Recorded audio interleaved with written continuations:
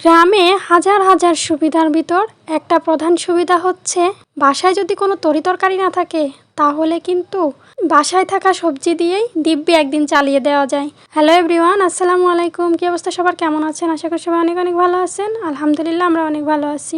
সকালে ঘুম থেকে উঠেই মানুষ ব্রাশ করে, আর এদিকে আমার আলভি কি করে দেখুন। সকালে ঘুম থেকে উঠেই চলে আসছে দোল খাইতে, তাও আবার তার হাতে একটা বল নিয়ে। এখানে এসে তাকে আমি ডাকতেছি, বাবা চলো আগে ব্রাশ করে নাও, তারপর এসে দোল খাবা। না, সে যাবে না, সে আগে দোলই খাবে, তারপর হচ্ছে সে ব্রাশ করবে। আর এমনিতেও সে ব্রাশ করতে চায় না, অনেক বলার পর জোরাজোরি করে তারপর ব্রাশ করায়। মাঝে মধ্যে নিজে থেকেই করে, আবার মাঝে মধ্যে করতে চায় না। এদিকে আম্মু আজকে কি রান্না করবে, বাসায় তরকারি নাই, তাই চলে আসছে মাঠে কুমড়ার শাক তুলতে। মাঠে আম্মু কুমড়া গাছ লাগাইছে, সেই কুমড়া গাছ থেকে কুমড়ার শাক তুলে নিয়ে যাচ্ছিলাম। আর এই শাকগুলো খেতে কিন্তু অনেক মজা, বিশেষ করে কুমড়ার শাক আমার অনেক পছন্দ। আর তাছাড়া বাসায় আবার লাউয়ের শাকও ছিল, লাউয়ের শাকও কয়েকটা সেই সাথে তুলে নিছে। লাউয়ের শাক আর কুমড়ার শাক এই দুইটা দিয়ে আম্মু আজকে রান্না করবে তরকারি। টাটকা টাটকা শাক গাছ থেকে তুলে এভাবে রান্না করলে কিন্তু খেতে অনেক মজা হয়, আর এর স্বাদটাও আরও দ্বিগুণ বেড়ে যায়। আর এদিকে এই তো আম্মু হচ্ছে শাকগুলো খুব ভালো করে বেছে পরিষ্কার করে নিচ্ছিল, তারপর ধুয়ে পরিষ্কার করে নিয়ে আর চুলায় হচ্ছে মাছও ভেজে নিল। আর আজকে হচ্ছে এই তেলাপিয়া মাছ দিয়ে আমার আম্মু হচ্ছে লাউ শাক আর কুমড়ার শাক দিয়ে গামাখা একটা ঝোল রান্না করবে। আর এই আম্মুর হাতের এই রান্নাটা কিন্তু অনেক মজা হয় খেতে। এটার পাশাপাশি আমার আম্মু আরেকটা ভাজি করবে, সেটা হচ্ছে সজনের পাতা দিয়ে।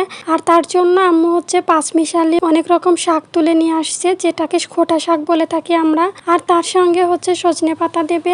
আর এই তো আমি এখানে সজনে পাতাগুলো বেছে দেবো, আর আলবি এখানে এসে আমার সঙ্গে মজা করতেছে।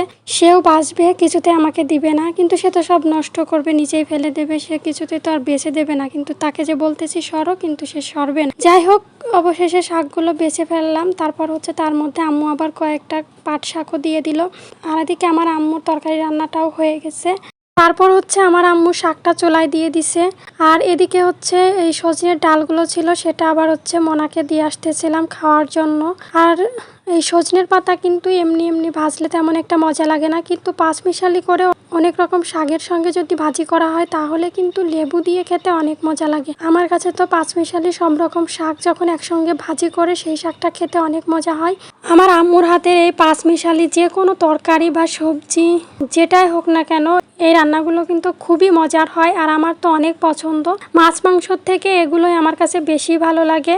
এই ছিল আজকের ভিডিও। আজকের মতো বিদায় নিচ্ছি, চলে আসবে নতুন কোনো ভিডিও নিয়ে। সে পর্যন্ত সবাই ভালো থাকবেন, সুস্থ থাকবেন, আমাদের জন্য দোয়া করবেন। আর আমাদের ভিডিও ভালো লাগলে অবশ্যই লাইক কমেন্ট করে পাশে থাকবেন। আল্লাহ হাফেজ, আসসালামু আলাইকুম।